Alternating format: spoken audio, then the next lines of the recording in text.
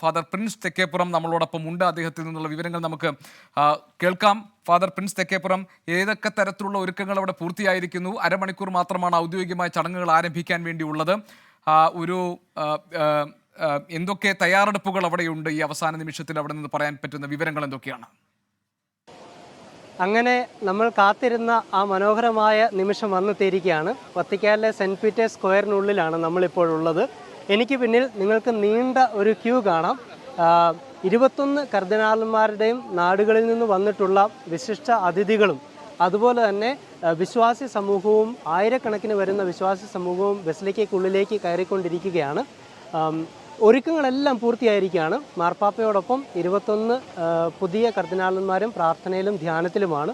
അതോടൊപ്പം തന്നെ വിവിധ രാജ്യങ്ങളിലെ 21 കർദിനാളന്മാരുടെയും രാജ്യങ്ങളിലെ പ്രതിനിധികൾ, രാജ്യങ്ങളെ പ്രതിനിധീകരിച്ചുകൊണ്ടുള്ള പ്രതിനിധികൾ ഇവിടെ ഓൾറെഡി എത്തിയിട്ടുണ്ട്. അവരും ബസിലിക്കയ്ക്കുള്ളിലേക്ക് കടന്നുകൊണ്ടിരിക്കുകയാണ്. ഇന്ത്യയിൽ നിന്നുമുള്ള മന്ത്രിമാർ അടങ്ങുന്ന സംഘം, മന്ത്രിമാരും MLA മാരും അടങ്ങുന്ന സംഘം ഓൾറെഡി വത്തിക്കാൻ സെൻറ്റ് പീറ്റേഴ്സ് ബസിലിക്കയിൽ എത്തിയിട്ടുണ്ട്. കേരളത്തിൽ നിന്നും സീറോ മലബാർ, സീറോ മലങ്കര സഭകളിലെ മേലധ്യക്ഷന്മാരും ഇവിടെ എത്തിച്ചേർന്നിട്ടുണ്ട്. അതുപോലെ തന്നെ നമ്മുടെ പിതാവായ ജോർജ് കുവക്കാട്ട് പിതാവിൻ്റെ ബന്ധുമിത്രാദികളും സുഹൃത്തുക്കളും ഓൾറെഡി സെൻറ്റ് പീറ്റേഴ്സ് ബസിലിക്കയ്ക്കുള്ളിൽ അവരുടെ സ്ഥാനം പിടിച്ചിരിക്കുകയാണ്. അങ്ങനെ ഒരുക്കങ്ങളെല്ലാം പൂർത്തിയായി. നീണ്ട നിര നമുക്കിവിടെ നിന്ന് നോക്കിയാൽ കാണാൻ സാധിക്കും.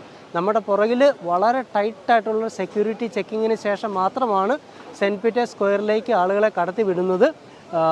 സ്വിസ് ഗാർഡ്സിൻ്റെയും ഇറ്റാലിയൻ പോലീസിൻ്റെയും ഉൾപ്പെടെയുള്ള സുരക്ഷാ ക്രമീകരണങ്ങളാണ് ഇവിടെ ഏർപ്പെടുത്തിയിരിക്കുന്നത്.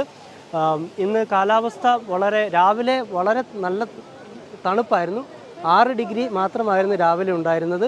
ഇപ്പോൾ ഏകദേശം നല്ലൊരു കാലാവസ്ഥയാണ്. 14 ഡിഗ്രി സെൽഷ്യസ് ആണ് ഇപ്പോൾ വത്തിക്കാനിൽ കാണിക്കുന്നത്. അങ്ങനെ പ്രാർത്ഥനയോടെ ലോകം മുഴുവൻ വത്തിക്കാനിലേക്ക് ഉറ്റുനോക്കുന്ന ഈ നിമിഷങ്ങളിൽ നമുക്കും പ്രാർത്ഥിക്കാം. സൗമ്യനായ ശരി, വളരെയധികം നന്ദി ഫാദർ പ്രിൻസ് തെക്കേപ്പുറം, താങ്കൾ അവിടെ നിന്നും ഈ വിശദാംശങ്ങളൊക്കെ നൽകിയതിന്.